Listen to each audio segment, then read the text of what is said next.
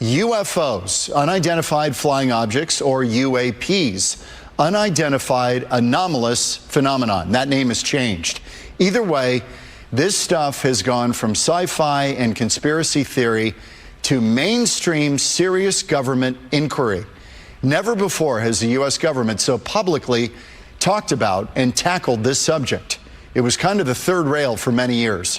One of the most startling admissions by the U.S. government is that the craft encountered by the military, objects that showed unusual flight capabilities, were not created by classified programs run by the U.S. government or the Pentagon.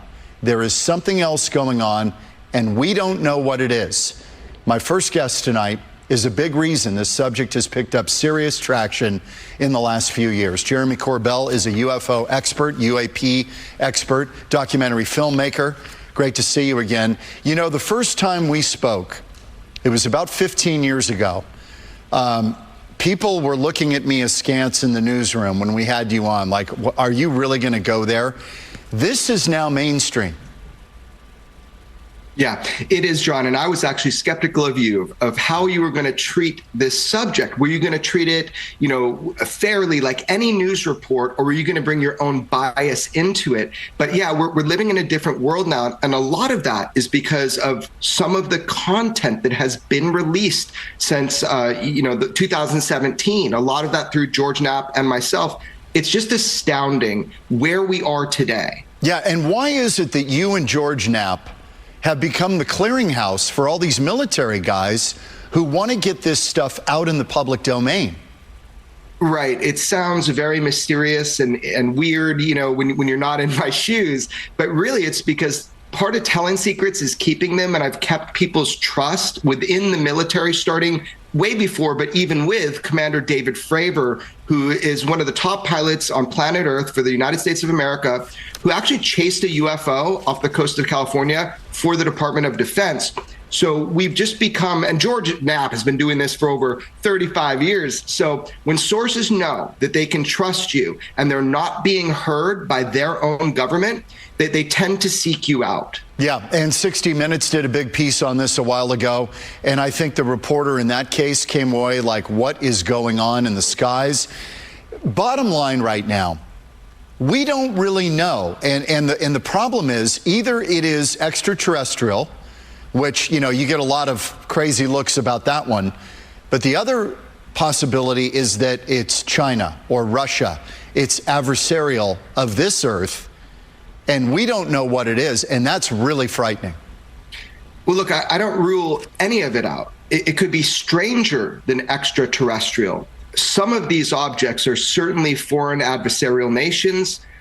Some of them might be our black projects, but for sure, with 100% certainty, some of these objects, which have been in our skies since the moment humanity has taken flight, some of those objects, which, by the way, are more technologically advanced than anything that we know of other adversarial or technologically advanced nations, some of those objects are obviously being piloted by somebody that we don't know. We don't know where they make them. We don't know how they operate. So that's the rub. Now, you say the word extraterrestrial, and look, that's one of the hypotheses, for sure that is. But the thing is, we don't know. So the small amount, which are verified, not ours, not theirs kind of thing, we just don't know. But what's weirder than extraterrestrial? I've heard people say interdimensional. I've heard people say tempra-terrestrial, which means like time traveling. I've heard people say, because I've said it, techno-terrestrials. So, you know, the whole idea here is it's a big question mark, but it is a matter of safety, and it is also a matter of national security. And the government is taking it seriously for those reasons. Let me posit this guy, Kirkpatrick. I think it's Sean Kirkpatrick, Dr. Sean Kirkpatrick, in April, pushing back on the ET stuff. Take a listen from his congressional testimony. Bureau has found no credible evidence thus far of extraterrestrial activity, off-world technology, or objects that defy the known laws of physics. Now, you've got a PhD guy, a physics guy from Stanford saying baloney. And I'm trying to remember his name. It escapes me right now. He says this stuff is not explained. Which is it? So that would be Dr. Sean Kirkpatrick. He's head of AARO, which is the All-Domain Anomaly Resolution Office, which is interesting because that's why UAP, Unidentified Anomalous Phenomena, why that name is changed and why it's called the All-Domain Anomaly Resolution Office. It's it is the only acknowledged government agency for the scientific study of the UFO phenomenon by the Department of Defense. But that's out of context right there. Dr. Kirkpatrick is a scientist. They have now, we learned today, over 800 unidentified cases. It's really hard to determine what a UFO is if you're not talking with the pilots of them or seeing where they're from. So I don't take what he said in any way where he's being dismissive.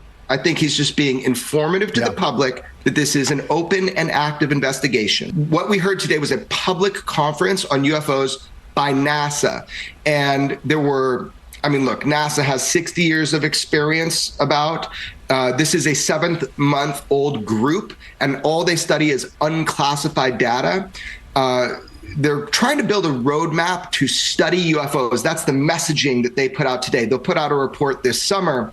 But it was really cool to see NASA itself coming forward and saying, let's talk about this. Because everybody on that panel, all the scientists, astrobiologists, the FAA, everybody that came to be part of that, unanimously said, we're trying to destigmatize UAP reporting.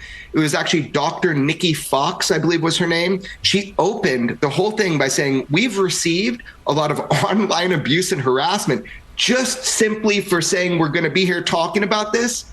But we learned some really interesting things. Like just in February alone, the FAA has had a huge increase in sighting reports, 68 UAP reports, which means people are now feeling more comfortable. And there's whistleblower protection now. Say it one more time. There's whistleblower protection. They're really trying to protect the whistleblowers on this stuff. So that's a whole nother thing. There's actually legislation in place. It was signed in the 2023 National Defense Authorization Act, and it was set up to protect people who've worked on very specifically non-terrestrial exploitation programs, people that have direct access and knowledge to illegal black budget programs that have been dealing with the UFO issue for a long time. And there's more than 24 witnesses that have come forward to give testimony, and some of those witnesses have given testimony to where the hardware is. We're talking about craft. So if they make that public, that's going to be amazing. Okay, tell me about this triangle, the Mojave Triangle UAP investigation. This is 29 Palms at the military base. These were a bunch of Marines who saw this. And boy, when I saw it, this was actually from 2 years ago. When I saw it, what I saw was repeat of Phoenix Lights. That's right. That's what I thought too. And I saw it, initially I thought these were flares. And then during my investigation where I'm trying to get as much footage and as much images, like the world would never see this, all this footage and these images if I didn't work hard for a couple of years to obtain it all and earn the trust of the Marines and let them say they would go on record with me. Now, it is an open investigation. People got so mad because I put it out not knowing yet what it was. We still don't have definitive answers. This was not a flare. This was not a flare drop, Jeremy. So what you're seeing on the screen right now are called illumination flares, and those were shot up over the object you're seeing on the screen now. Okay. Which is a triangle formation. Now, the internet, a number of people on the internet have a really solid case that they believe that these are flares. Where I'm stuck is we have all the eyewitness testimony where the Marines feel that they saw a craft. So we have to really get direct and conclusive answers. This may end up being flares like the internet thinks, but we have to find hardcore evidence exactly when those were shot up, if those were. Right. So let me show quickly the Phoenix Lights video so people can compare and contrast. Our governor at the time, Fife Symington, he saw the object. There it is.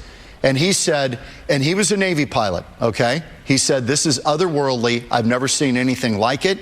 It was a craft. End of story. He absolutely, to this day, he says it was a craft. This was not a flare drop. And then we come to find out there were probably two separate events on that night. There was a flare drop and a sighting of what some described as a craft. You got it. So check it out. Some of what you showed there, it's haunting me. I'm getting goosebumps because you've got the same situation where you have these trained observers saying we saw a craft, and then you have those kind of lights that are a little bit out of the orientation you'd expect to be on a solid craft. And you see that too with their footage. So it makes you wonder, it's like, what was going on? Can we prove this either way? And the Marines just want answers. Jeremy, is the military right now interested because they're worried that China is several steps ahead of us? Is that why they're taking such a keen interest? Our military is taking such a keen interest in this because anything that we don't understand and don't have a 360-degree global view on what's flying in our restricted airspace, right? That is a concern.